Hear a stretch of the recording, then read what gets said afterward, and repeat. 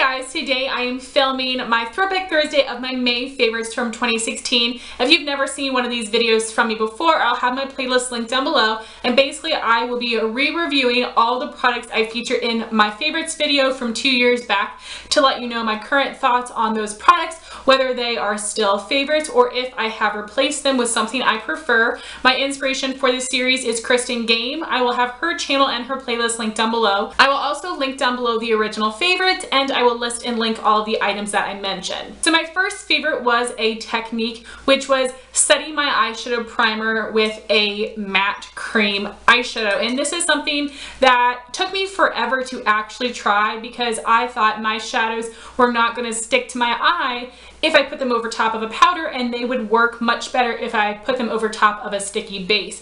And in this video, I had set my primer from my lid to my brow bone, and since then I have changed the way that I do this technique, and I do have similar brushes and products. In that video I happened to mention the Wet n Wild large eyeshadow brush, which I still use for this purpose, and the Wet n Wild eyeshadow single in Brulee. I absolutely love Brulee. I am currently out of it, and I'm just trying to pan other cream eyeshadows I have in different palettes throughout my collection. So the way that I'm doing this technique now is I do set the primer under my brow as well as the primer in my crease. However, I no longer set the primer on my lid. I want to keep that tacky, and oftentimes I do go in with a cream base to really help my powder shadow adhere to my eye. And I find that this works very well because I'm not blending on my lid. I'm only blending in my crease, which is why I choose to set the primer in my crease to keep eyeshadows from skipping or looking patchy, and this technique really works.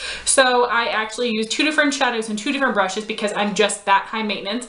To set the primer under my brow, I use the Wet n Wild large eyeshadow brush, and then to set the primer in my crease, I use the Wet n Wild, this is either called a crease brush or a blending brush, I'm not sure because it doesn't say on the packaging. I'm pretty sure my friend Jean gifted these to me a while ago, and these are the perfect brushes for those purposes. And these are the perfect brushes for that purpose, but you can use any brush that you have in your collection. I just use a flat brush under my brow and then more of a fluffy blending brush in my crease. And because I am very fair under my brow, I actually highlight with a matte white shade. My favorite matte white is Matte Malloy from theBalm Meet Matte Nude palette. This formula is so creamy and very easy to work with. So I will set the primer under my brow first. And then, as I said, I take any matte cream and set my crease. I absolutely love Wet n Wild Brulee. I feel like I need to get another one just so I can have a single for travel purposes. But for instance, here is Full Zip from ColourPop, which is also in the Yes Please palette. I can use that to set my crease, and then I do blend the two shades together. And I have white under my brow right now, and I don't think it appears white, but I think that technique is very, very helpful, and I absolutely love the way that I do it, and it works for the way that I apply my shadows. My next favorite was a mascara. That is the Lancome Hypnose Drama. Check out my original video if you want to see what the brush looks like. This one is unopened, so I'm not going to open it right now, but basically this is a natural bristle brush. It is like a really cool curvy brush, which I find really helps get into your lashes, lift them up, and it has more of a wet formula, which I prefer. That is one of the best mascaras I've ever used. It is so incredibly expensive, which is why I actually purchased a little mini off of eBay.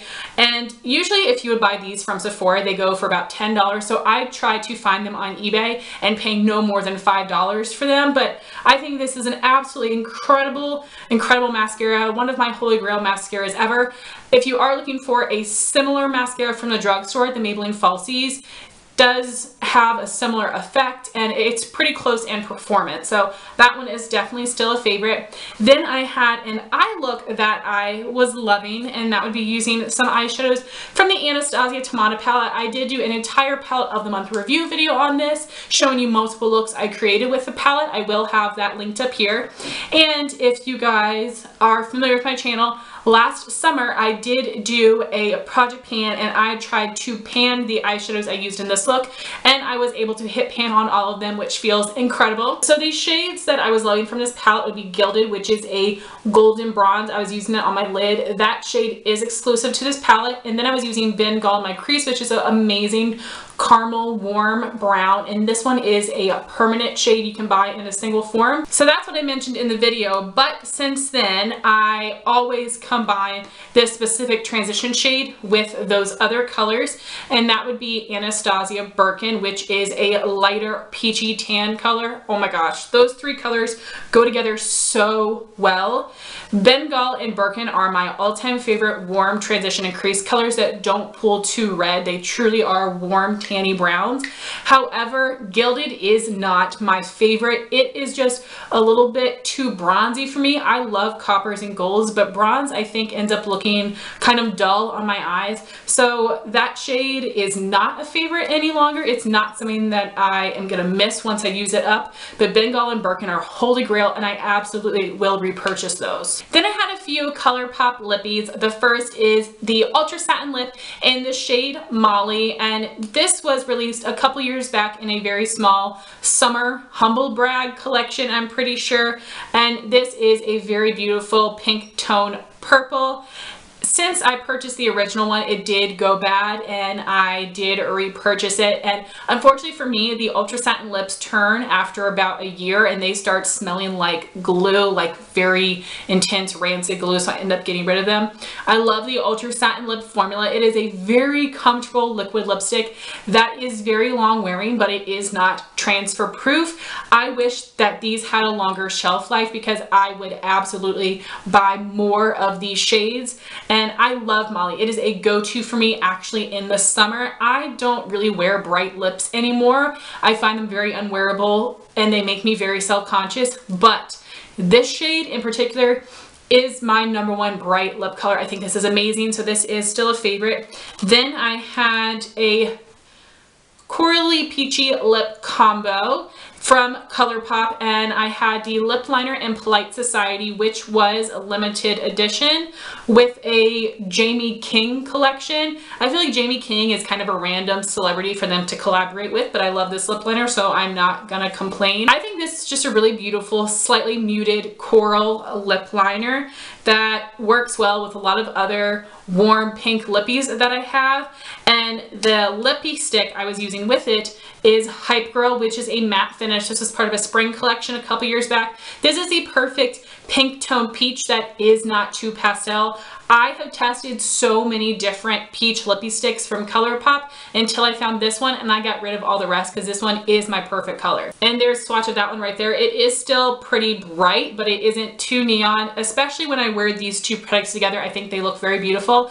This combo was actually in my monthly makeup basket for this month, and I wore it in a video earlier this month, and I still really enjoyed this combo. And the ColourPop lip liners are my all-time favorite formula. I like the ColourPop lippy sticks, but only in the matte and matte X finishes. Matte X is my absolute favorite. And lastly, I had two nail polish favorites. The first is Essie Wears my Chauffeur. I didn't shake it up so you can see that I'm actually all the way down there, which is pretty impressive considering I usually wear a polish one time a year because I have so many and want to get use out of most of them. This is a beautiful blue. I'm so glad Essie added this to their permanent collection. This one is opaque in 3 coats. Holy grail polish to me, and this is one of my go-to bright spring polishes. I think this is a great transition from spring to summer. And my last polish is a Wet n Wild Wild Shine, which is only 99 cents. This is in the color She Sells, and I am down to here. This is a really beautiful light pinky coral color. It's a really good mixture between a pinky peach and a pinky coral, and this also is opaque in 3 coats. This is a really phenomenal polish. I really enjoy this formula. I've yet to try any more, and let's be honest, I don't really need more polish. And this is a color I now wear in the summer, but I do absolutely love this. So those are all the products I had mentioned in my Throwback Thursday, and I'm really happy that I actually still enjoy most of these products because sometimes that is not the case. But I would love to know your thoughts if you've tried out these products. Thank you so much for watching this video. Please like, comment, and subscribe, and I'll talk to you soon. Bye, guys.